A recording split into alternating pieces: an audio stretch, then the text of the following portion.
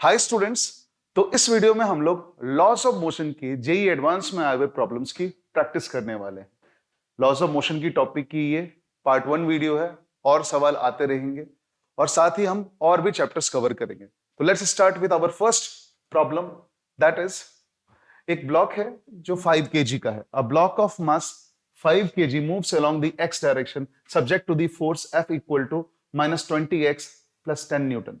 ये जो एक्सप्रेशन दिया हुआ है, इतने फोर्स x डायरेक्शन में मूव करिए, पॉजिटिव नेगेटिव नहीं पता अभी के लिए, और साथ ही जो x है वो मीटर में मेजर किया जा रहा है।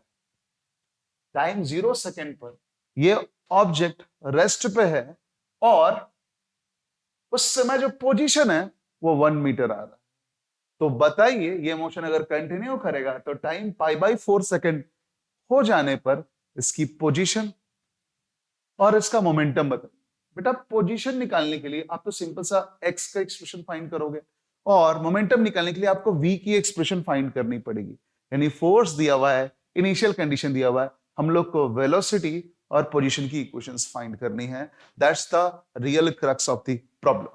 डेटा हमको क्या पता है ये पहले टेक डाउन करते हैं और फिर देखते हैं क्या फाइंड कर सकते हैं। तो लेट्स फाइंड अ वे। तो चलिए शुरू करते हैं। गिवन क्या क्या है, पहले गिवन की लिस्ट बना लो एक लाइन से।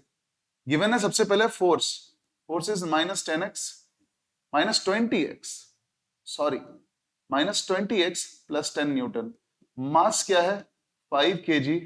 जब x 1 मीटर है तो टाइम 0 है और वेलोसिटी भी 0 मीटर पर सेकेंड है।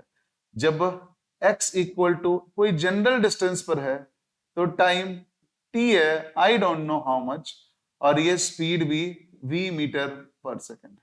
This is the whole picture. तो सबसे पहले फर्स्ट रो में जो इंफॉर्मेशन हम लोगों ने देखा उसका इस्तेमाल करते हुए हम पहला काम क्या करेंगे, एक्सेलरेशन फाइंड कर लेंगे। That is force upon mass, that will be -20x plus 10 upon 5 kg। Acceleration equal to -20x by 5 plus 10 by 5, acceleration will equals to -4x plus 2। इस एक्सेलरेशन को मैं dv by dt लिख सकता हूं। मैं ऊपर भी dx मल्टीप्लाई करूंगा, नीचे भी dx। क्यों आप समझोगे एक मिनट में। जो ये लिखा मैंने उसको रीअरेंज करते हैं। dv by dt into dv by dx, sorry rearrange करते हैं। dv by dx into dx by dt। आप बोलोगे dx dx cancel out, dv by dt आएगा, बट अभी देखो dx by dt क्या होता है, velocity. So what will happen, तो नोटिस करते हैं फिर आगे बढ़ेंगे। नोटिस करते हैं कि ये जो आपने लिखा है वो होगा v, गौर से देखिएगा ध्यान से। आप बोलोगे हाँ हाँ देखा, dx by dt v हो जाएगा और इधर आएगा dv by dx। Obviously you are right. और ये एक्सेलरेशन है क्योंकि मैंने एक्सेलरेशन को ही इस फॉर्म में ट्रांसफॉर्म किया। हाँ आप यहां भी करेक्ट हो, ये एक्सेलरेशन ही होगा। सॉरी अभी थोड़ी सी फुटेज आप लोग को नहीं दिख रही होगी यहाँ की, तो लेट मी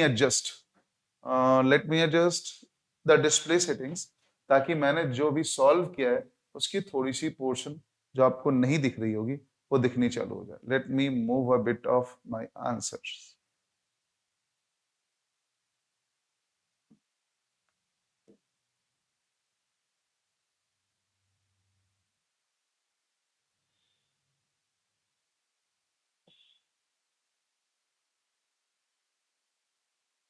आई थिंक अब विजिबल हो जाएगा। There is nothing getting chopped off the screen.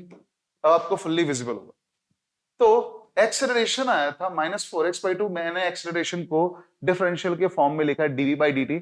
फिर मैंने dx को इंट्रोड्यूस किया एज अ न्यू वेरिएबल और रीअरेंज करने के बाद आया v dv by dx। जो आने वाला है वो भी एक्सेलरेशन ही होता है और वो -4x/2 + 2 हुआ। आप पूछोगे सर आपको कैसे पता चला ये करना जरूरी है। बेटा जी अपने को वेलोसिटी निकालनी है, डिस्प्लेसमेंट पता है, क्यों ना डिस्प्लेसमेंट से वेलोसिटी का रिलेशनशिप निकालें। तो क्या करना पड़ेगा, टाइम को बाहर करना पड़ेगा। टाइम को बाहर करने का तरीका क्या है, डिस्प्लेसमेंट से उसको इंगेज कर दो ताकि जो वेरिएबल dv के साथ इसकी इंटीग्रल की पेयर बन जाए।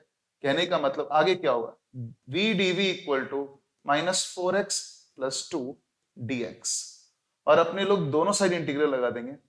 अब समझदारी की बात क्या है, इनिशियल कंडीशन, शुरू में वेलोसिटी 0 है, कब? जब पोजीशन 1 मीटर है, ध्यान दो। और जब वेलोसिटी v है तो क्या है इसकी पोजीशन? पता नहीं, x मीटर है। केयरफुली देखा? हाँ, तो इंटीग्रेशन अगर करें तो v²/2 आएगा, जिसमें लिमिट आएगी 0 से b तक। वहीं पर इधर क्या आएगा? तो इधर आएगा 4x² -4x² 2 + 2x, और लिमिट क्या आएगी? 1 से लेकर x तक। Let's solve further. उधर लिमिट पुट करेंगे तो आंसर आएगा लेफ्ट हैंड साइड में v²/2, और राइट हैंड साइड में अगर अपने लोग देखें तो क्या आने वाला है?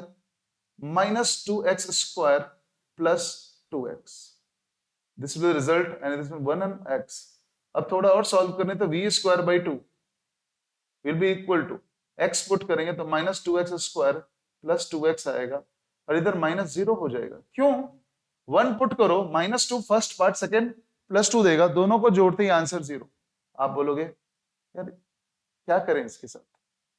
कुछ नहीं, बस आपको v² = -4x² + 4x। क्लियर है? तो v, तो आगे क्या करोगे? कुछ नहीं, मैं बस 4x को कॉमन ले लूंगा, तो आएगा 1 - x। अब v क्या आएगा? तो √4x 1 - x। अब ये मैंने जो 4 अंदर लिखा है वो दो फॉर्म में ब्रेकआउट हो सकता है, एक +4 और एक -4। पर थोड़ा ध्यान देना, x = 1 पोजीशन डालोगे बेटा तो आप नोटिस करोगे कि x = 1 डालने पर फोर्स नेगेटिव आ रहा है, यानी जब व्हीकल चलेगी तो फोर्स नेगेटिव x की तरफ चलेगा, यानी व्हीकल चलना या ये मास चलना चालू करेगी नेगेटिव x डायरेक्शन में। सो वेलोसिटी में जो डायरेक्शन आना पड़ेगा वो नेगेटिव लाना पड़ेगा। तो -2, इस 4 को बाहर निकाला तो, एंड √x², अंदर करो तो x - x² आएगा। तो ये रही वेलोसिटी। जरा ध्यान दीजिएगा, इसको दिमाग में रखने वाली चीज है। अब आपके दिमाग में आएगा कि सर इतनी सारी चीज हमने फाइंड आउट करी, बट अभी तक ऑब्जेक्टिव कंप्लीट नहीं हुआ। ऑब्जेक्टिव कैसे कंप्लीट होगा? आपने वेलोसिटी निकाली, पोजीशन निकाली, अब यहां पोजीशन निकालना है टाइम के साथ। तो सर टाइम वाला फंक्शन भी तो मेरे को निकालना पड़े। हाँ हाँ, टाइम वाला फंक्शन निकालने के लिए तो मेहनत कर रहे हैं। ये v को हम क्या लिख सकते हैं? बोलोगे dx/dt। हाँ जी, क्या दिक्कत है? ये लिख सकते हैं। तो बोलोगे dx/dt इक्वल टू व्हाट? तो -2 टाइम्स √x - x²। अब बोलोगे अब क्या करोगे? कुछ नहीं, वेरिएबल सेपरेबल मेथड। अगर आप एडवांस की प्रिपरेशन कर रहे हो तो एक मेथड जानते होगे, सेम डिफरेंशियल का वेरिएबल एक साइड लाते हैं तभी वो इंटीग्रेट हो पाता है, और ये 2dt। अब चलो इंटीग्रल करते हैं, लेट्स इंटीग्रेट। अब लिमिट क्या होगी यही तो सोचना है। आप लोग लिमिट के बारे में सोचिए और नीचे कमेंट सेक्शन में जल्दी से जल्दी बताएं, और अगर ये वीडियो अच्छा लग रहा हो तो प्लीज लाइक करें। तो लिमिट क्या होगी बच्चे? x की लिमिट तो 1 से लेकर जनरल x की तरफ, लेकिन x 1 होता है तो समय क्या होता है? 0। और हमको कहां का पोजीशन चाहिए बच्चे? हमको पोजीशन चाहिए कब का? जब समय हो π/4। बेटा अगर इसको देखोगे तो इसके इस वाले फॉर्म को देखो तो आपको एक स्टैंडर्ड रिजल्ट याद आएगा। x × 1 - x 1/x का इंटीग्रल इनवर्स ट्रिग्नोमेट्रिक फंक्शन से आता है sin इनवर्स 2x - 1। तो आपके दिमाग में आएगा sin इनवर्स 2x - 1। अरे वाह, 1 से x इक्वल टू -2 dt का t इंटीग्रल, और 0 से लेकर π/4। आप जब क्लास 12 में आओगे या फिर अगर आप 12 पास हो और ये सवाल देख रहे हो तो आप तो इजीली ये रिजल्ट जानते होगे कि अगर नीचे डिफरेंशियल में x - x² की फॉर्मेट आए तो ये होता है ITF, इनवर्स ट्रिग्नोमेट्रिक फंक्शंस के इंटीग्रेशंस में आप सीखते हो उसको। अब अपने को वैल्यू पुट करने की जरूरत पड़ेगी। अपर लिमिट डालते हैं, तो अपर लिमिट डालते ही आएगा साइन इनवर्स 2x माइनस 1। पहली बात माइनस, इसको पुट करोगे तो साइन इनवर्स, जरा गौर से देखिएगा, इधर जाएगा तो 2 minus 1 1 equal to minus 2 times pi by 4। Next page हम ऐड करने वाले हैं। सो अगर यहां तक आपको नोट डाउन करना है, समझना है, तो प्लीज कर लें। ये सॉल्यूशन देख के मैथमेटिकल फील हो रहा होगा, इट इज मैथमेटिकल, इसमें मैथमेटिक्स लगेगी। फिजिक्स का सबसे बड़ा पॉइंट यही है कि इट्स लैंग्वेज इज मैथमेटिक्स। ये नोट्स आपको वीडियो के डिस्क्रिप्शन में मिल जाएंगे।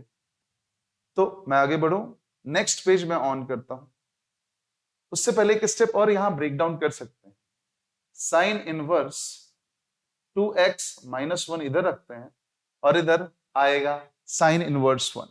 अब साइन इनवर्स 1 की वैल्यू क्या होती है, कोई इंसान बता सकता है क्या? सोच के बताओ,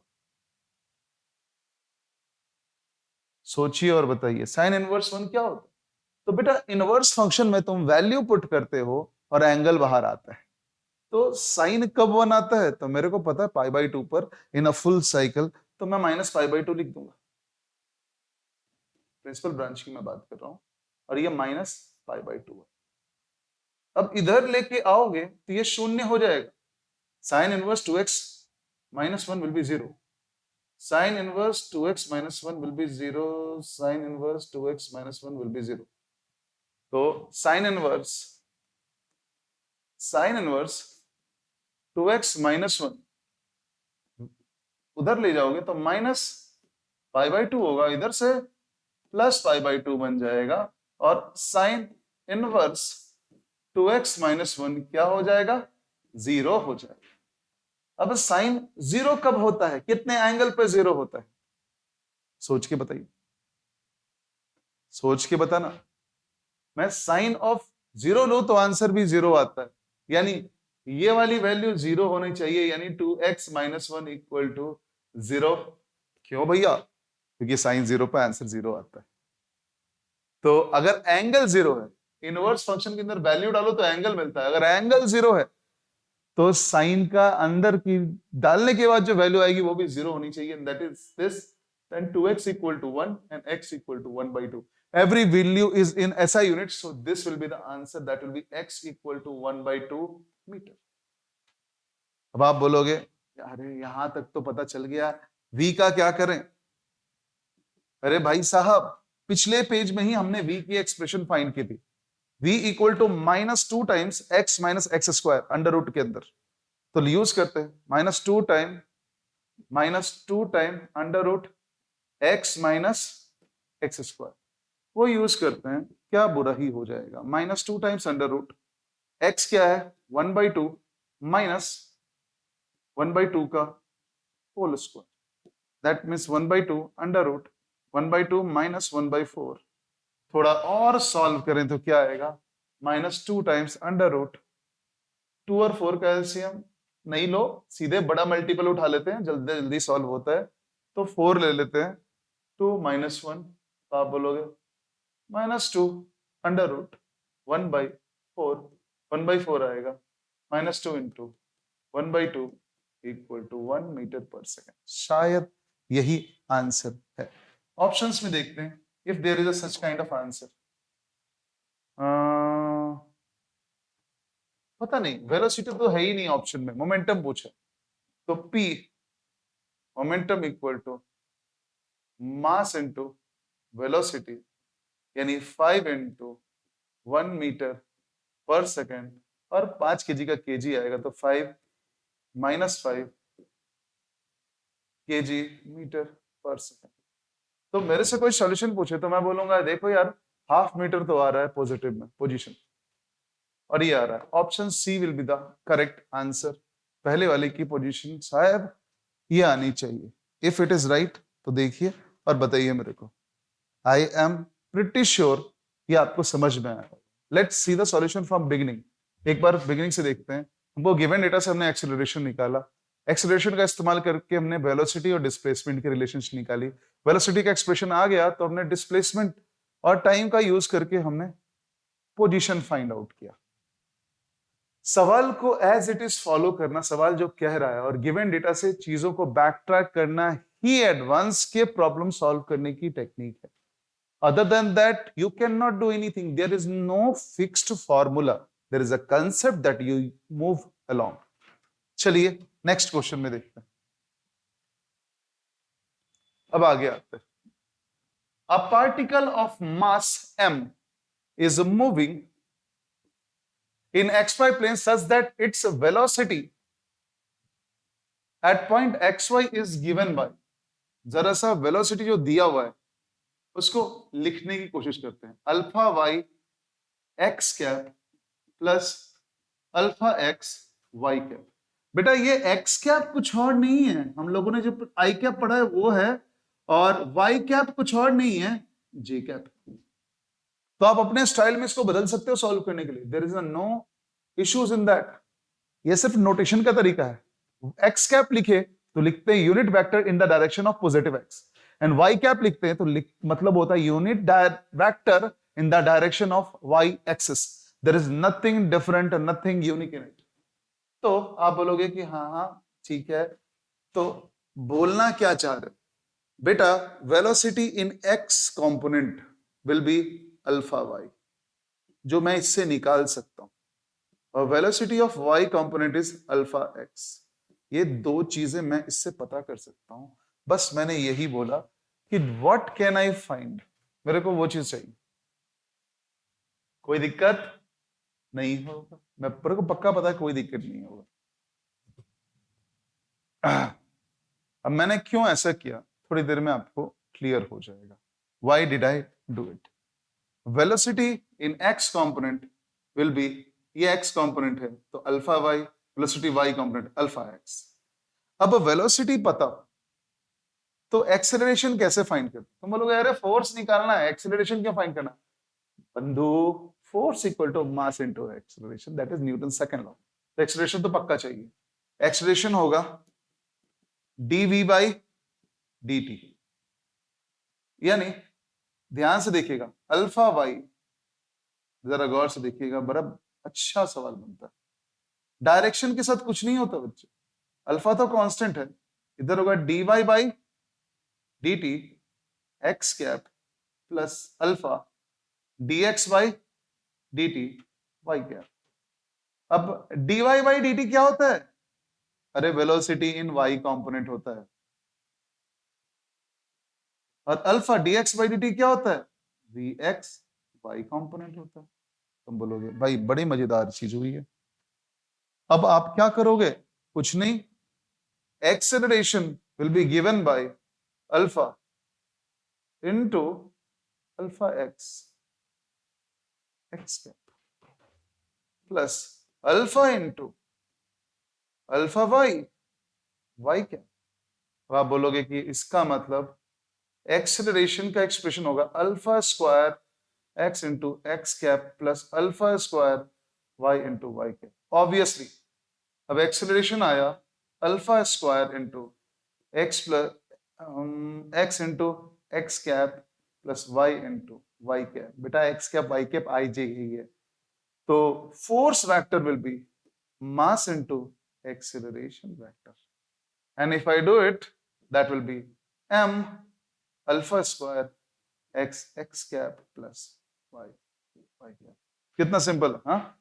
ये 2023 का आया हुआ क्वेश्चन है, कोई ध्यान दे तो नोटिस करेगा कौन सा ऑप्शन करेक्ट है, x x cap y y cap. Option D is the correct one.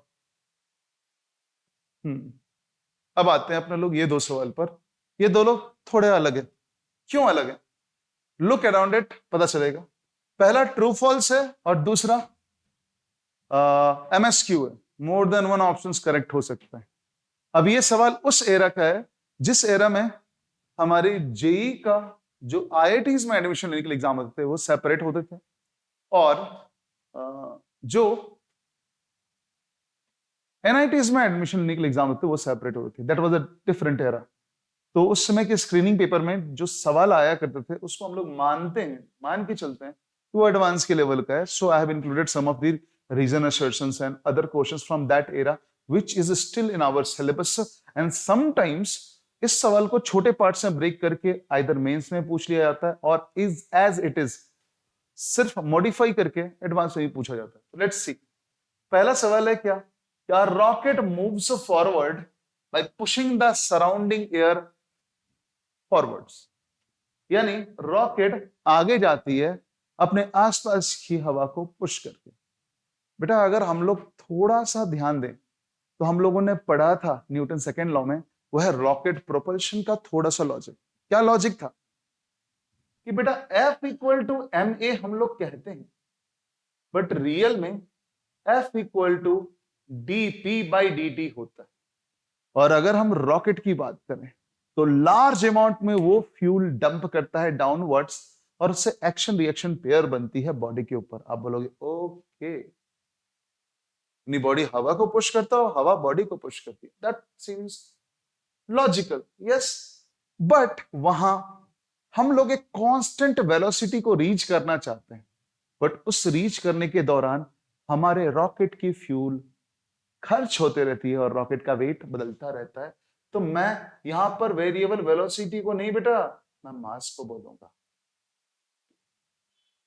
तो this is the principle of rocket propulsion. यार वो फ्यूल जलाता है, फ्यूल डंप करता है बाहर में और उसके एग्जॉस्टिव एनर्जी से पुश होता है एक्शन रिएक्शन पेयर के थ्रू, अगर फ्यूल और उसको सिस्टम माने तो this is truly utterly false. Is does not make sense at all. But नीचे उतरते हैं, ये एमएसक्यू में देखते हैं. The reference frame attached to the earth, धरती से जुड़ा हुआ reference frame. Number A is an inertial reference frame by definition. देखो बेटा बताता हूं इनर्शियल रेफरेंस फ्रेम क्या होता है. ऐसी फ्रेम ऑफ रेफरेंस जिसके ऊपर नेट फोर्स 0, ऐसी फ्रेम ऑफ रेफरेंस जहां से आप चीजों को ऑब्जर्व कर रहे हो, नेट फोर्स 0 हो, यानी आइदर वो कांस्टेंट वेलोसिटी के साथ मूव कर रहा हो और क्या कर रहा हो, वो रुका हुआ 100% रेस्ट में हो, एब्सोल्यूट रेस्ट में. तो बेटा हम तो जानते हैं धरती एब्सोल्यूट रेस्ट में है नहीं. हम धरती के फ्रेम से अटैच्ड हैं तो हमारे रिस्पेक्ट में बिल्डिंग्स, मकान, रोड ये सब रेस्ट में दिखते हैं. But when you look at the sky, चीजें मूविंग दिखती हैं क्योंकि वो भी अपने जगह पर मूव कर रहे हैं, हम भी उनके रिस्पेक्ट में मूव कर रहे हैं. तो भैया बाय डेफिनेशन कहकर हम तो नहीं बोलते इनर्शियल फ्रेम है. This is not right. तुम बोलोगे राइट कौन सा है बताओ. नीचे बी पढ़ो, can not be an inertial frame because it is revolving around the sun. हाँ, ये एक्सेलरेटेड एलिप्टिकल मोशन में लिप्त है क्योंकि ऑर्बिट एलिप्स होती है तो वो कर्व पाथ पे जा रहा है, हमेशा एक्सेलरेटेड वे में अपनी वेलोसिटी के डायरेक्शन और मैग्नीट्यूड बदलता जा रहा है. हाँ, ये सत्य लग रहा है. दूसरा, ये इनर्शियल फ्रेम है क्योंकि न्यूटन लॉ एप्लीकेबल है. बच्चे अगर हम सही से रेफरेंस पॉइंट चूज करें और अवेयर रहें तो न्यूटन लॉ ने खुद कहा है motion is relative in nature. तो हम न्यूटन लॉ तब भी अप्लाई कर सकते हैं जब हम नॉन इनर्शियल फ्रेम में हैं. थोड़ा केयरफुल रहना पड़ेगा, अपने को रिलेटिव एक्सेलरेशन का ध्यान देना पड़ेगा. तो this is not a valid point. नीचे आते हैं. Can not be an inertial frame because earth is rotating about its own axis. Earth के एक और मोशन का जिक्र हुआ है तो मेरे हिसाब से ये हो. तो ये सवाल फुल्ली थियोरेटिकल बेस्ड था, फुल्ली थियोरेटिकल बेस्ड क्वेश्चन थे. तो किन्हीं को नोट डाउन करना है, स्क्रीनशॉट लेना है तो you can take it. I am moving away for only a minute, then we will be back to our next question. तो ले लीजिए स्क्रीनशॉट. अब अपने लोग आगे आते हैं. That is our next question. ये सवाल बहुत अच्छा है. This question is so good. मैं इसको बहुत पसंद करता हूं सिर्फ एक चीज के कारण. ये लॉज ऑफ मोशन में पूछा गया है but it challenges one of the basic thing in your mind. क्या? कि एब्सोल्यूट इक्विलिब्रियम है क्या. दिक्कत क्या है हमारी ना, कि हम जब लॉज ऑफ मोशन पढ़ते हैं तो ट्रांसलेशनल इक्विलिब्रियम पढ़ते हैं, यानी कोई ऑब्जेक्ट की सेंटर ऑफ मास पोजीशन ना बदले, यानी नेट फोर्स 0 हो जाए, पर उससे मोशन रुका कहां, क्योंकि वो अपने जगह पर भी रोटेट कर सकता है due to some what, torque. So we have to think about both of those phenomena.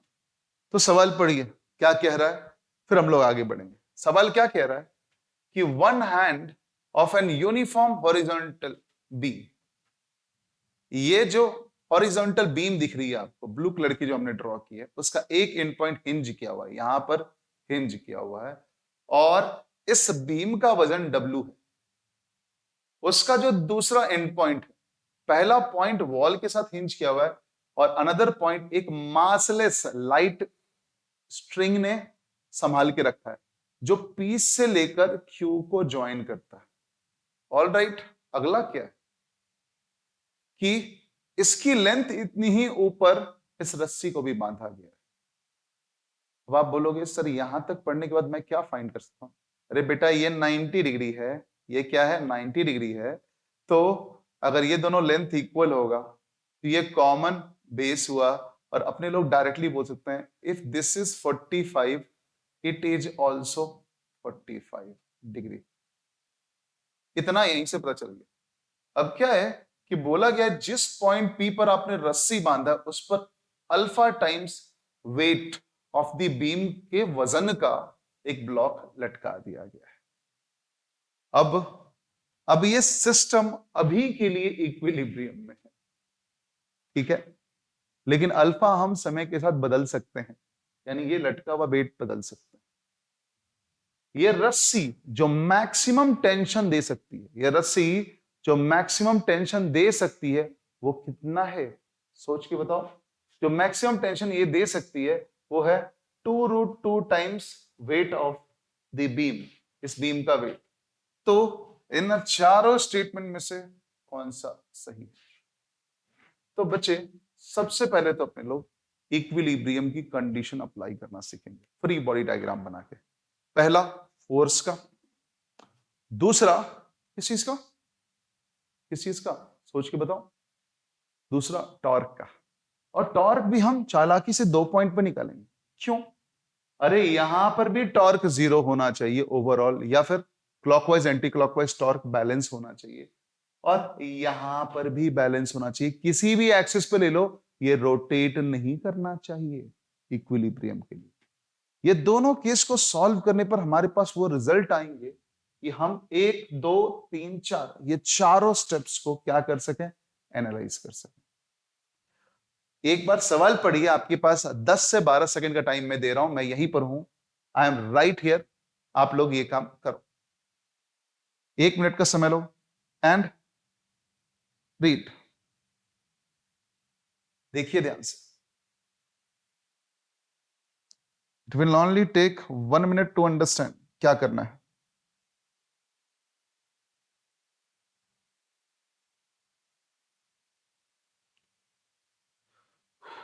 सबसे पहले आपको सारे एक्सिस में क्या करना है, फोर्सेस बैलेंस करना है, और उसके जस्ट बाद क्या करना है, सोच के बताइए।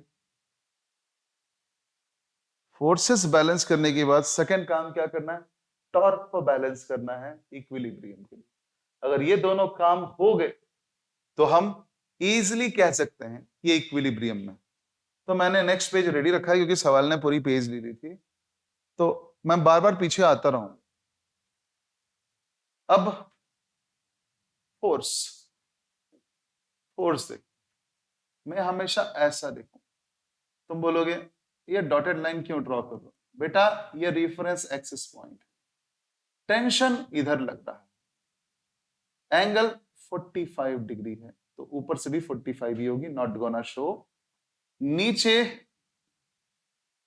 वेट ऑफ द बीम लगेगी और उसी के नीचे alpha times wait of the beam. Is that clear? Very simple it is. जो ध्यान से देखोगे तो समझ में आएगा। और कोई फोर्स लगेगा? हाँ जी लगेगा ना। बोलोगे क्या लगेगा, बताइए, सोचो। We are missing one force. जिस हिंज पर इसको दीवार पे अटकाया गया है वो हिंज का फोर्स हम भूल नहीं सकते, उस हिंज का फोर्स हम इग्नोर नहीं कर सकते। किधर लगेगा? इधर लगेगा, इधर लगेगा, इधर लगेगा, इधर लगेगा। Think about it. 1 मिनट का समय दे रहा हूं, नॉर्मल रिएक्शन के बारे में सोचिए।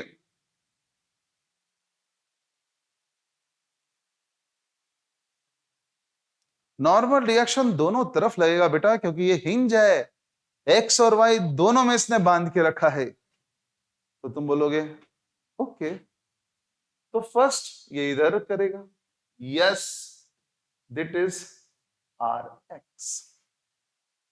और फिर दूसरे साइड क्या होगा? दैट इज आर वाई, ऊपर की तरफ। क्यों? अब आर एक्स आर वाई हम लोग नहीं लिखते, हम लोग का आदत है नॉर्मल रिएक्शन को एन एक्स और एन वाई लिखने का। वियर्ड फील होता है आर एक्स आर वाई देख के। तुम बोलोगे क्यों ऐसा होगा? बेटा किसी को हिंज पर रखने के लिए उसको नीचे जाने से रोकना पड़ेगा, तो ऊपर नॉर्मल रिएक्शन, और उसको कोई खींचे या पुश करे तब जाना होगा। अब ये रस्सी इसको इधर पुश कर रही है, तो ये किधर पुश करेगा? इधर पुश करेगा, नहीं तो ये दीवार तोड़ के चला जाता ना। To make it rest on one point, this should be the forces. तो अब आप बोलोगे हॉरिजॉन्टल और वर्टिकल में ब्रेक करते हैं, तो करते हैं ना। एलोंग वर्टिकल, वर्टिकल के अलोंग क्या होगा? t cos 45 यानी t by √2 plus normal reaction in y direction equal to w plus alpha w। ध्यान से देखो, ध्यान से देखो, ध्यान से देखो, ध्यान से देखो, ये इक्वेशन देखो और बताओ समझ में आया? कहां से आया? यस सर, आ गया होगा, मेरे को पक्का अंदाजा है। Along horizontal normal reactions along x will be t by √2. Number 2, is that clear? ये दो इक्वेशन अगर क्लियर नहीं है तो भैया यहीं पर रुक जाइए, क्योंकि आगे हम सॉल्यूशन और नहीं कर पाएंगे। जरा गौर से देखिए और समझ जाइए। क्लियर है? अब तुम बोलोगे ये दोनों इक्वेशन को सॉल्व करना होगा। अभी नहीं सॉल्व करना है, do not try to solve it right now. क्यों? क्योंकि वेरिएबल कितने हैं और इक्वेशन कितने हैं? वेरिएबल nx है मैथ वाले स्टूडेंट्स, ny है, t है, w है और अल्फा है। 1 2 3 4 5, ये पांचों वस्तु हमको नहीं पता है, और अगर पता भी है तो रिश्तेदारी में बिल्कुल नहीं पता कि आपस में रिलेटेड कैसे हैं। So with 2 equations we can not solve for all of them. What to do then? बेटा हमको नॉर्मल रिएक्शन तो कतई नहीं पता है, अल्फा डब्लू पता है, डब्लू पता है, और टेंशन पता है, नॉर्मल रिएक्शन तो कतई नहीं पता है, तो केयरफुल रहते हैं ना। टेंशन भी हमको नहीं पता है। What we know weight of the beam, okay, length of the beam, okay, weight of the block, okay, anything else unknown है। nx unknown, ny unknown, tension unknown. तुम बोलोगे यार ये तो प्रॉब्लम बहुत खतरनाक टाइप का हो गया, क्या कर? तो बैलेंसिंग टॉर्क एट ओ माने हिंज पॉइंट पर टॉर्क बैलेंस करना होगा। तो तुम अगर हिंज पॉइंट पर टॉर्क बैलेंस करोगे तो ये हिंज पॉइंट पर लगा हुआ फोर्स बराबर आएगा। जरा ध्यान से देखिएगा, मैं रेड कलर चूज करके हिंज पॉइंट पर लगता हुआ फोर्सेस को दिखाने की कोशिश कर रहा हूं। ये हिंज पॉइंट पर ऊपर लगेगा ny, क्या लगेगा? ny। गौर से देखिए, ऊपर क्या लगेगा? ny। तुम बोलोगे ओके ny लगेगा, और कुछ लगेगा यहां पर? नोप। यहां पर सिर्फ ऊपर की तरफ ये फोर्स लग रहा है, और इधर क्या लग रहा है? nx। क्या इन दोनों फोर्स के कारण कोई टॉर्क आ पाएगा? नहीं, क्योंकि एक्सिस ऑफ रोटेशन से गुजर रहे फोर्सेस के बीच में और एक्सिस ऑफ रोटेशन के बीच में कोई पोजीशन वेक्टर की लेंथ बाकी नहीं रहती है, क्योंकि वो एक जगह से गुजर रही है, इसलिए उनका टॉर्क 0 रहता है। तो टॉर्क आप किन फोर्सेस के कारण निकालोगे बच्चे? हम टॉर्क से 2 फोर्सेस के कारण निकाल पाएंगे, एक जो मिड पॉइंट पर लगेगी दैट इज वेट, दूसरा ये ब्लॉक, और तीसरा टेंशन की परपेंडिकुलर कंपोनेंट इस रॉड पर। ये सिर्फ 3 चीज के कारण आप यहां फाइंड आउट कर सकते हैं कुल मिलाकर। तो लेट्स फाइंड आउट। अब पूरी डायरेक्शन का काम कर लेते हैं। अगर इस पॉइंट पर मैंने रोका है किसी ब्लॉक को और नीचे फोर्स लग रहा है और यहां से रोटेट कर सकता है, तो ये किधर जाने की कोशिश करेगा? नीचे। सो इसके कारण टॉर्क इस डायरेक्शन। कौन सा डायरेक्शन है? क्लॉकवाइज। इसके कारण भी क्लॉकवाइज और इसके कारण एंटी क्लॉकवाइज। यानी addition of this both should equal to this. पक्का है? देखो, टॉर्क को जब भी हम मेजर करते हैं, टॉर्क को जब भी हम मेजर करते हैं, तो हम किस एंगल से मेजर करते हैं? तो टॉर्क को मेजर करते हैं अपने लोग कि either rotation will be clockwise और एंटी क्लॉकवाइज। ध्यान से देखिए और एक बार फिगर को नोटिस कीजिए। देखिए ध्यान से, अगर मैं ऐसे इस फोन को यहां पर पिन कर दूं, यहां पिन कर दूं और इधर फोर्स लगाऊं, तो ये फोन किधर रोटेट कर सकता है? इधर रोटेट कर सकता है। यहां पर रुका हुआ है, यहां पर मैंने रोक रखा है और मैं फोर्स नीचे लगने दूं तो ये रोटेट ऐसे करेगा। बट मैं इस पर फोर्स अपवर्ड लगाऊं, जैसे ये टेंशन की कंपोनेंट लगाएगी तो ये कैसे जाएगी? Up up. और टॉर्क की फॉर्मूला होती है आर एफ परपेंडिकुलर, यानी उस फोर्स की perpendicular to the position vector. और पोजीशन वेक्टर कहां से मेजर होगा? हिंज पॉइंट से।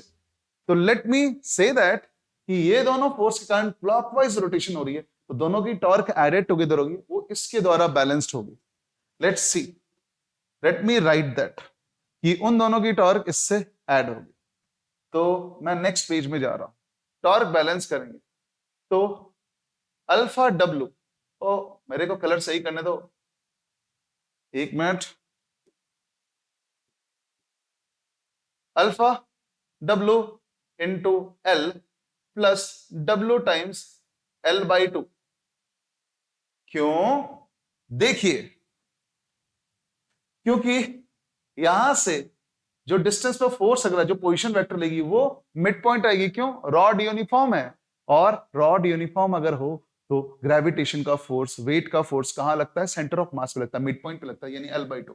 तो W times L by 2 torque होगी। गौर से देखिएगा, W times L by 2 torque होगी, और वहीं पर अल्फा एल एंड पॉइंट पर है, इसलिए पूरी लेंथ यूज होगी। और वहीं टेंशन टी बाई रूट 2, ये क्लॉकवाइज, ये एंटी क्लॉकवाइज, वो भी पूरी लेंथ यूज करेगी। अगर गौर से देखो तो आपको आइडिया आएगा कि यस, इट मेक्स सेंस। और यहां से आप क्या निकाल सकते? टेंशन निकाल सकते। आप बोलोगे टेंशन निकाल सकते? हाँ, एल एल कैंसिल करो, that will be alpha W plus W by 2 equal to T by root 2। अब आप बोलोगे कि टी कैसे निकालें? कुछ नहीं करो, टी इक्वल्स टू, डब्ल्यू को बाहर निकाल सकते हैं? नहीं नहीं, वो मत करो। आप ना रूट 2 को अदर साइड भेज दो और लिखो alpha plus alpha W plus W by 2। This is the answer. Clear कीजिएगा, ये आंसर है, ध्यान से नोटिस कीजिएगा। अब आपने बोला टेंशन तो निकाल लिया तुमने, अब क्या बाकी रह गया?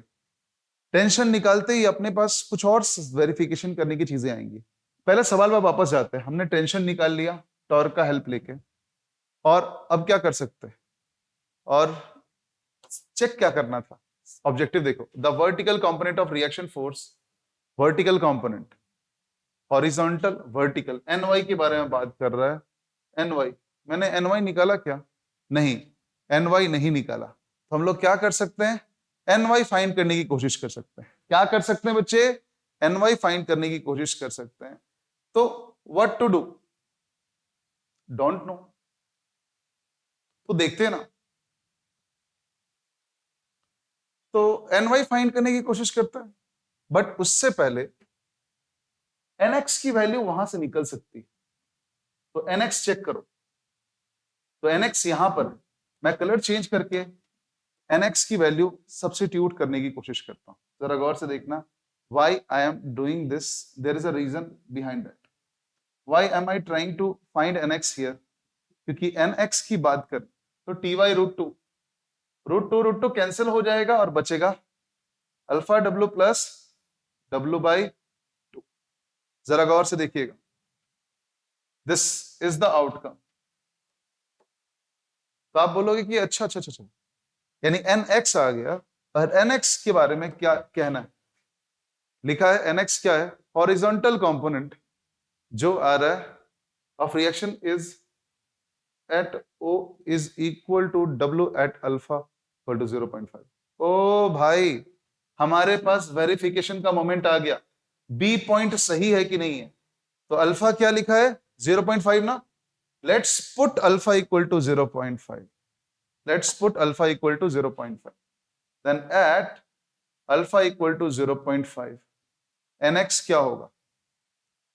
तो आएगा W by two plus W by to.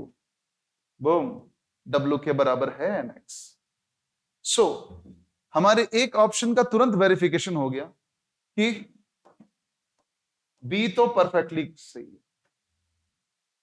अब कोई इंसान पूछे आपसे कि इसकी चेकअप के बाद अब क्या चेकअप कर सकते हैं, तो हमने चार ऑप्शंस में से एक ऑप्शन को चूज कर लिया कि हाँ वो करेक्ट ऑप्शन है। क्या चेक करके? तो भैया टेंशन निकाल करके और उसकी वैल्यू फाइंड आउट करके। तो जब भी एमएसक्यू क्वेश्चन आए, मल्टीपल सेलेक्ट क्वेश्चन आए जिसमें लिखा हो एक स्टेटमेंट या एक स्टेटमेंट से अधिक सही हो सकते हैं, आपको चारों ऑप्शन चेक करना पड़ेगा। अब वर्टिकल कंपोनेंट की जरूरत होती है कि ये बोल रहा है वो अल्फा पर डिपेंड नहीं करता। लेट्स सी, पर वर्टिकल कंपोनेंट का पता कैसे करें? अगर हम इस पॉइंट से टॉर्क निकाल लेंगे तो वर्टिकल कंपोनेंट का काम चल जाएगा। तुम बोलोगे ओके, इस वाले फोर्स से कोई टॉर्क नहीं लगेगा क्या? अरे एनएक्स का कोई परपेंडिकुलर कंपोनेंट इस रॉड पर है ही नहीं। तो लिखेगा टॉर्क एट पॉइंट पी, काम बन जाएगा। Torque eight point P. जरा पॉइंट पी पर देखिए कितने फोर्सेस मरते हैं। पॉइंट पी पर दो फोर्स शहीद होंगे, ये दोनों। बचेगा कौन? ये और ये। अरे भैया बताओ किस किस के कारण नहीं मिलेगा? नो नो, अगर P को सेंटर मानोगे तो इसका टॉर्क और इसका टॉर्क नहीं मिलने वाला, और इसका टॉर्क भी नहीं मिलने वाला है। टॉर्क के लिए ये बचेगा और ये बचेगा। अब रॉड तुमने इधर रखा, अगर नीचे की तरफ खींचोगे तो बूम, नीचे मुड़ेगा, यानी ये रोटेशन इधर देगा, ACW। और ऐसे रॉड है, तुमने इस कॉर्नर पकड़ा और ऊपर पुश किया, ये फोर्स ऊपर पुश कर रही है रॉड को। एक्सेस हमने यहां लिया P पॉइंट के क्रॉस, तो इधर घूमेगी। ओ भाई, यानी ये इधर लेके जाएगी, यानी ये दोनों बैलेंस होने चाहिए। Let's do it. तो सबसे पहले W मिड पॉइंट पर लगेगा, तो W times L by two equals to NY into L, NY into L। And धूप धूप कट गया, and NY equals to W। यहां पर सबसे कमाल की बात आएगी, NY की वैल्यू W बाई टू, और ये इंडिपेंडेंट ऑफ अल्फा है। अल्फा आ ही नहीं रहा है NY की वैल्यू में, वो तो फिक्स्ड है। तो हम लोग अगर देखें तो vertical component does not depend on alpha, true आ गया। अब C और D देखना बाकी। टेंशन 2W है अल्फा के लिए, तो अल्फा 0.5 करने दो, देख लेंगे अपने लोग। C देख लेते हैं अपने लोग, टेंशन ना। तो एट अल्फा इक्वल टू 0.5, चलो डालते हैं T equal to √2 under root W by two plus W by to.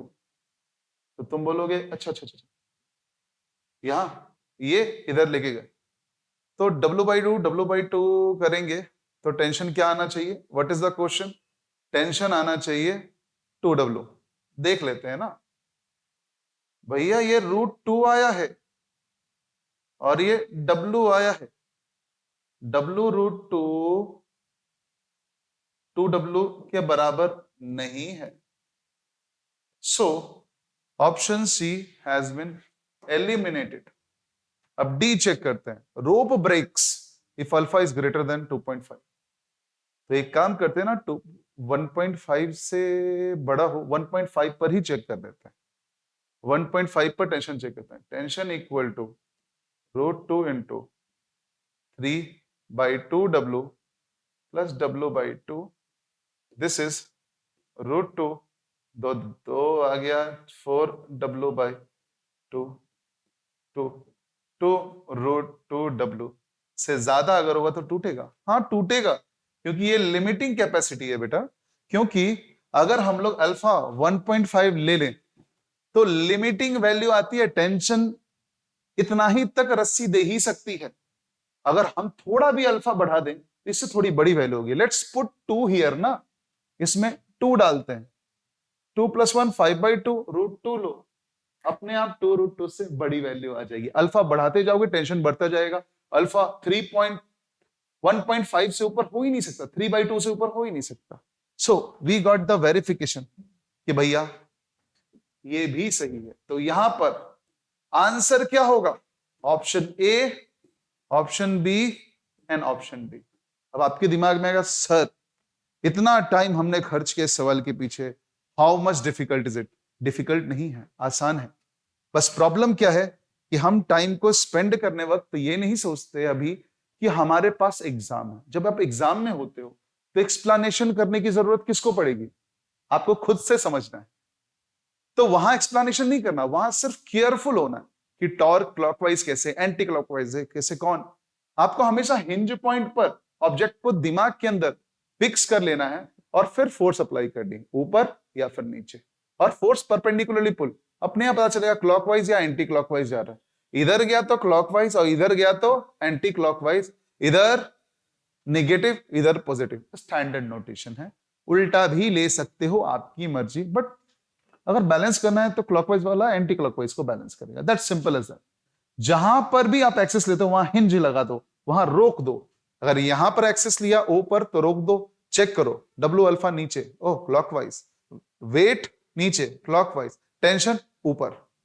यही तरीका था इसको सॉल्व करने का। तो ये रहा हमारा सॉल्यूशन। नाउ कम्स आज का हीरो प्रॉब्लम। इस प्रॉब्लम को आप एसएचएम में भी देख सकते हो, लॉज ऑफ मोशन में भी देख सकते हो। It is a very good problem that you should keep in mind, और शायद आज का ये लास्ट प्रॉब्लम हो। तो नोटिस कीजिए क्या है ये सवाल, फिर हम लोग आगे बढ़ेंगे। सवाल क्या है कि बच्चे ये एक स्प्रिंग है जिससे 2m का ब्लॉक अटैच किया हुआ है और ये एक फिक्स्ड पुली है, बट ये रोटेट कर सकता है। ये मासलेस पुली है, ये मासलेस पुली, और फिर इस पुली में 2 ब्लॉक का सिस्टम है। हमने इस दोनों ब्लॉक को ऊपर उठा के रखा था ताकि स्प्रिंग अपने नेचुरल लेंथ में रहे, और फिर हमने बूम छोड़ दिया। कितना ऊपर उठा के रखा था? अरे हाइट की बात ही नहीं है, हमने बस ये मेक श्योर किया था ये स्प्रिंग नॉर्मल स्टेट में रहे। नॉर्मल स्टेट बोले तो ये एक्सटेंडेड स्टेट में ना रहे, अपनी ओरिजिनल लेंथ में रहे। तो स्प्रिंग कांस्टेंट स्प्रिंग का के है और सिस्टम रिलीज किया गया है जब वो अनस्ट्रेच स्टेट में था। तो बताइए नहीं, और जब छोड़ा हमने तो ये नीचे जाएगी, ये A1 से जाएगी, ये A2 से जाएगी, यहां कुछ फोर्स लगेगा, वो इस ब्लॉक को खींचेगी। ब्लॉक A1 से जा रही है और जब नीचे खींचेगी तो ये कुछ स्ट्रेच होगी। तो जो ये मैक्सिमम स्ट्रेच होके ये ऊपर बाउंस बैक करता है। अरे बाउंस बैक नहीं करेगा क्या? अरे भैया ये रस्सी ये दोनों चीज को खींच रही है नीचे ऊपर, तो ये तो बोलो हम ब्लॉक उस रस्सी को नीचे खींचेंगे तो ये नीचे जाएगी, और एक टाइम में एक्सटेंड होने के बाद इनकी एनर्जी कंटेंट वहां पर पोटेंशियल के फॉर्म में स्टोर होगी और ये बाउंस बैक करेगा। तो जो वो मैक्सिमम नीचे आता है उसको इन्होंने x0 लिखा। तो पूछा है कि इन चारों स्टेटमेंट से कौन कौन सा स्टेटमेंट सही है। अब आपके दिमाग में आएगा सर ये एसएचएम का कंडीशन बन रहा है ना। मैं बोलूंगा हाँ बन तो रहा है सर, एसएचएम होगा ये। मैंने बोला हाँ होगा, व्हाई नॉट, एसएचएम होगा। ये तुम छोड़ रहे हो, तुम काइनेटिक एनर्जी देके छोड़ रहे हो, वो पोटेंशियल में कन्वर्ट होगा, फिर पोटेंशियल काइनेटिक में कन्वर्ट होगा, kinetic potential, potential kinetic, kinetic potential चलेगा। फ्रिक्शनलेस है सारे सरफेसेस। लिखा है कि कोई भी सरफेस फ्रिक्शन वाला नहीं है, या फिर सवाल में नहीं बताया हो तो यह मान लेना है। अब आप फंसे हो इस सवाल को लेकर, क्या कैसे करें? सबसे पहले बच्चों वाला एक काम तो पक्का कर सकते हो, कंस्ट्रेंट रिलेशनशिप याद है ना?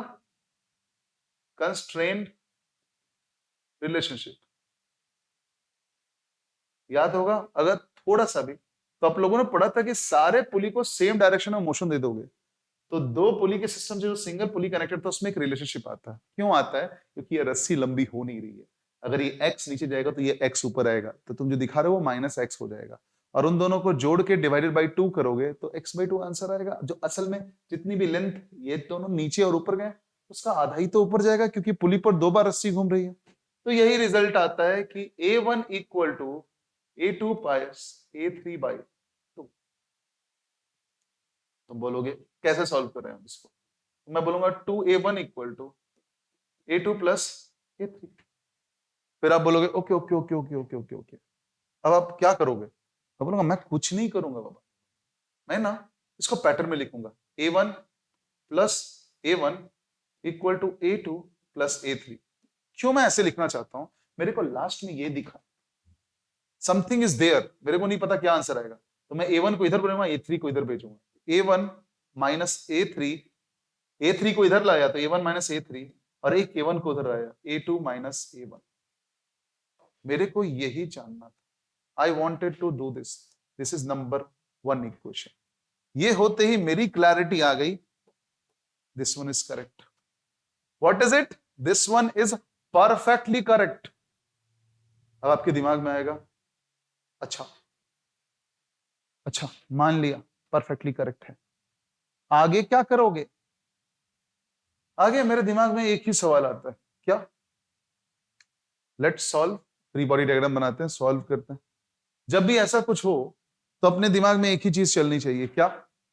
फ्री बॉडी डायग्राम बनाओ, फोर्स इक्वेशन लिखो, और फोर्स इक्वेशन को दो फॉर्म में लिखने की कोशिश करो।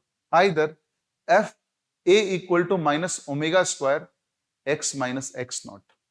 Sir X minus X not क्या?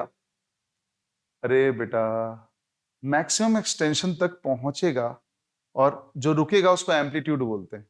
पोजीशन माइनस मैक्सिमम पोजीशन, वही तो एम्पलीट्यूड है। जहां से तुमने शुरू किया माइनस इनिशियल पोजीशन, वही तो एम्पलीट्यूड है। तो वो एम्पलीट्यूड ही है, वो डिस्प्लेसमेंट है, कितना चला। तो उस फॉर्म में आना चाहिए यहां पर, अगर नहीं आया तो गड़बड़ है। ये एक्स नॉट मैक्सिमम एक्सटेंशन। तो लेट्स सी, इसको बचाते हैं, आगे काम आएगा। Let's see. अब आगे तुम बोलोगे किसका फ्री बॉडी डायग्राम सबसे पहले लिखोगे? मैं बोलूंगा बॉडी का लिखो। तुम बोलोगे कैसे लिखोगे आप? तो चलिए फोर्सेस को नोटिस करते हैं उसकी बात। तो बोलेगे फोर्सेस को क्या नोटिस करोगे सर? अरे भैया सिंपल सी चीज नोटिस करते हैं ना, टी टी टी टी। तो इधर क्या लगेगा? अरे इसकी मास 0 है, तो F इक्वल टू 0 इंटू ए, तो F इक्वल टू 0। तो ये टी डैश और ये 2t बराबर होना चाहिए, तो T dash equal to 2t, यानी ऊपर क्या चलेगा 2t, तो इधर क्या आएगा 2t। और ये अगर कुछ डिस्प्लेस हुआ है तो इधर क्या आएगा ax। Is that simple? हाँ, इधर लगेगा 2mg और इधर लगेगा m। सिंपल। बट क्या मेरे को जरूरत है ऊपर वाले की? नहीं, ये इसी फ्लैट सरफेस पे एसएचएम करेगा भाई, या आगे पीछे मूव करेगा, मेरे को इधर की कोई जरूरत नहीं है। So what will I do? Nothing. I will draw the free body diagram again. ये 2m मास की बॉडी है, 2t चाहिए इधर, ax चाहिए इधर। My concern is only this. तो आप बोलोगे क्या है आपका कंसर्न? तो बेटा ये a1 से जा रहा है, तो पहला कंसर्न तो मेरा ये होगा कि 2t minus kx equal to 2m a1। पहला इक्वेशन ये है मेरा कंसर्न। दूसरा इक्वेशन क्या होगा? बच्चे आपने लेफ्ट ब्लॉक को नहीं देखा। क्या लेफ्ट ब्लॉक को नहीं देखा सर? नीचे एम जी लग रहा है और नीचे एक्सलेट कर रहा है, तो higher minus lower equal to M A two, यानी एम जी माइनस, यानी गौर देखिए, इससे देखिएगा M G minus T equal to M A, यानी ध्यान से देखिएगा M G minus T equal to M into A. कौन सा एक्सलेरेशन है इधर? A2 है ना, तो A2 आएगा, A2। ये नंबर 2 कहलाएगा। थर्ड क्या होगा, 2mg minus T equal to 2m a3। कोई दिक्कत है? This is third. नोटिस कीजिएगा इसको। आप बोलोगे इन तीनों के साथ करना क्या है? अरे भैया इन तीनों को मारपीट करके क्या उड़ाना है इसमें से? थोड़ा ध्यान से देखो। उड़ाना कुछ नहीं है, टेंशन नहीं दिखना चाहिए इसमें। आंसर एक्सेलरेशन के फॉर्म में होना चाहिए। किसका एक्सेलरेशन? अरे इस बॉडी का, क्योंकि ये बॉडी एसएचएम करेगा। तो बोलोगे ओ भाई ये बॉडी एसएचएम करेगा, यानी A1 आना चाहिए मेरे को, यानी इसको उड़ाना पड़ेगा, क्योंकि A2 प्लस A3 बाई 2 तो करना पड़ेगा। तो अपने को इसको 2 से मल्टीप्लाई करके इन दोनों को जोड़ना पड़ेगा। तो क्या ऑफिशियल करेंगे, 2 multiplied by equation 2 plus equation 3। तो आप बोलोगे okay okay okay okay okay मैं समझ गया, A2 प्लस A3 आप करना चाहते हो। यस, 2mg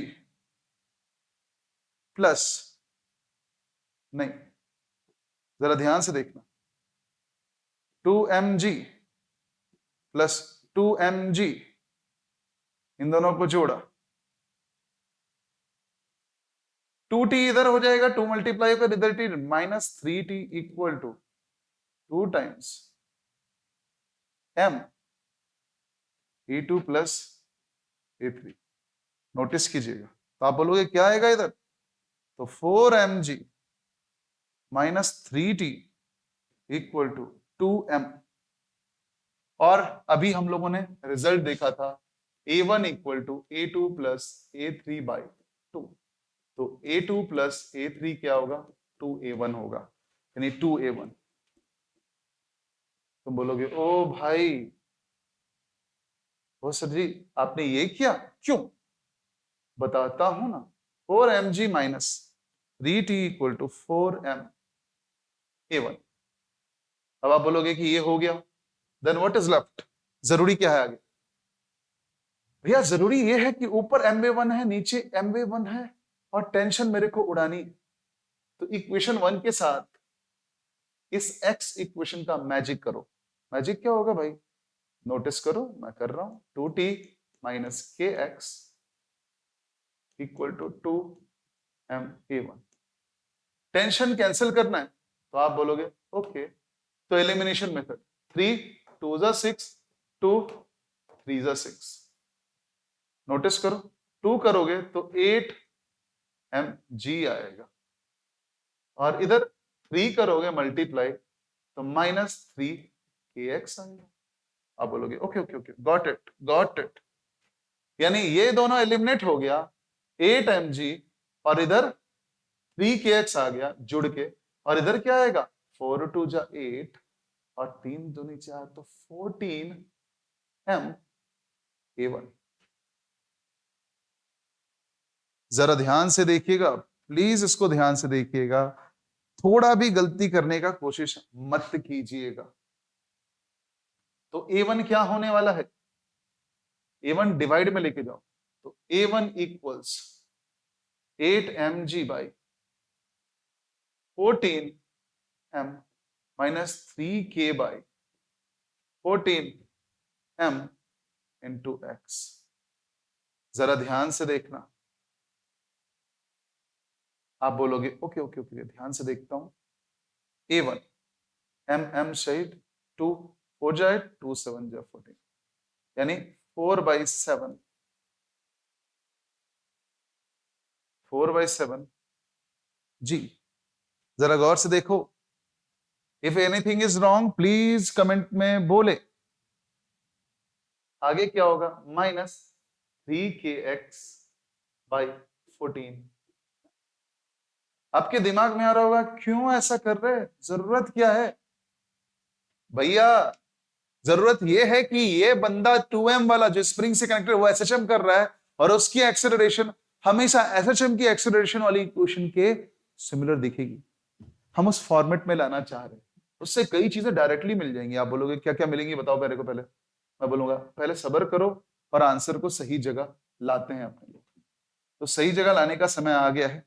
देखिएगा A1 equal to minus common ले लो बाहर, और किस चीज से x मल्टीप्लाई होता है, तो ओमेगा स्क्वायर से, तो 3k बाई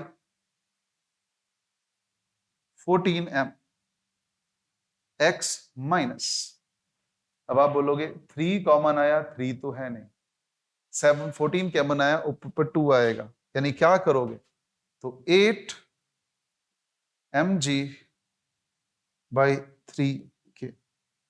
नोटिस कीजिए, आप बोलोगे ये सब कैसे लाए, अरे लाया नहीं रे बाबा, नोटिस करो आप, इसमें से तो मैंने इसका पूरा कोफिशिएंट उठा लिया, और इस पूरे कोफिशिएंट में क्या मल्टीप्लाई करेंगे कि ये आएगा, तो उसके लिए मैंने सोचा 3 यहां एग्जिस्ट नहीं करता है, तो 3 के अगर मैं बाहर लूंगा नीचे 3 के आना चाहिए, नीचे 3 के आया, ऊपर पर से न्यूमरेटर से मैं डिनोमिनेटर में 14 बाहर कर, यानी 7 तो है बट 2 लाना होगा, तो ऊपर भी तो 2 देना होगा, ऊपर 2 लाया, नीचे से m बाहर ले रहा हूं, तो ऊपर m मल्टीप्लाई किया, देखो यहां जाते ही 2 4 जाए 2 7 जाए 14, 3 के कैंसिल आउट, 4/7g वही आएगा, और इसी फॉर्मेट को आप कंपेयर करो, a इक्वल to minus omega square x minus x not.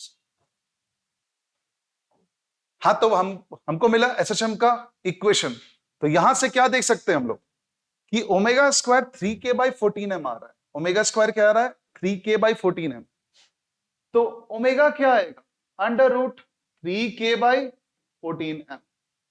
साथ ही हम लोग एक्सेलरेशन का इक्वेशन लिखते हैं, एक्सेलरेशन का इक्वेशन अगर लिखें तो क्या आएगा, minus 3k by 14m, minus 3k by, minus acceleration आएगा minus 3k by 14m into x minus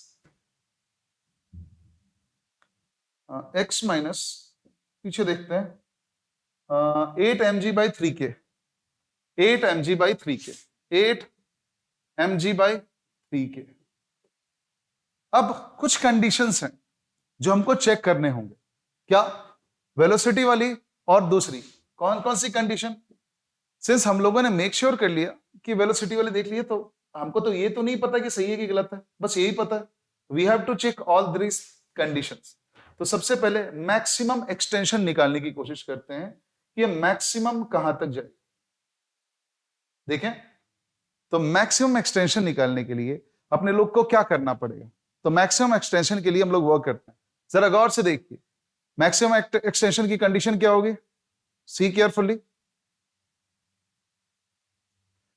for maximum extension of spring, for maximum extension of spring, A1 0 हो, A1 0 अगर मेरे को करना होगा तो क्या होना चाहिए, x minus 8mg by 3k equal to 0, then x equal to 8mg by 3k।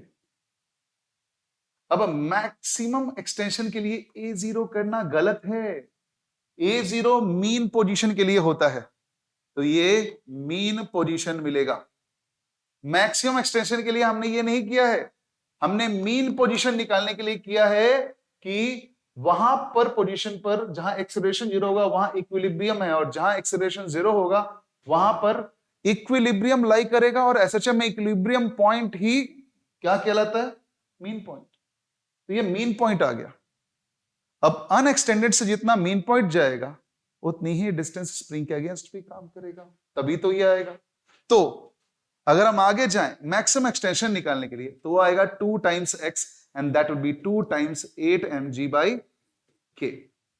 अब आप बोलोगे कि इसका मतलब maximum extension will be 16mg by k, तो भैया a इक्वल टू 0 किसकी कंडीशन थी, मीन पोजीशन की, मीन पोजीशन पर इक्विलिब्रियम में ऑब्जेक्ट एग्जिस्ट करेगा। अब आप बोलोगे कि अब इससे क्या प्रूफ हुआ, इससे यही प्रूफ हुआ कि भैया this one is totally wrong, so D सही है, अब ए और सी देखना होगा।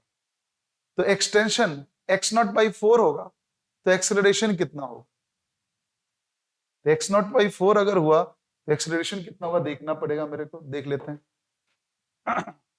एक्सेलरेशन क्या है, -3k/14m, और एक्सलेशन x0/4 बोला है पोजीशन, तो x0/4 x0 यहां 3k होगा ना, 3k और 3k, x0/4 बोला है, तो x0/4 बोले तो क्या, x0/4 यानी 4 mg/3k माइनस 8 mg/3k, तो -3k/14m मल्टीप्लाइड बाई, थोड़ा करें तो 4 - 8 -4 mg/3k minus minus plus 3k/14m, it no 4 mg/3k, 3k शहीद, m शहीद, 2 2 जा 4, 2 7 जा 14 mg, 2/7g आएगा आंसर।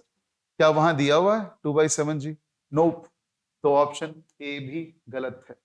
अब चेक करना है मेरे को कि क्या सी सही है, क्या सी सही है, तो क्या स्प्रिंग अचीव्स x0/2।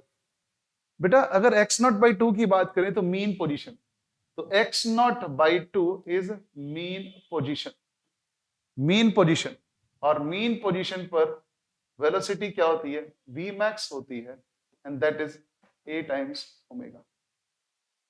अब डिस्प्लेसमेंट कितनी है, मीन पोजीशन से मैक्सिमम डिस्टेंस, तो डिस्प्लेसमेंट x0/2 ही होगी, तो आप चेक कर लो ना, x0/2 into omega, and omega will be √3k/m, and मेरे हिसाब से अगर आप चेक करोगे तो इसकी वैल्यू कभी भी बराबर नहीं आएगी।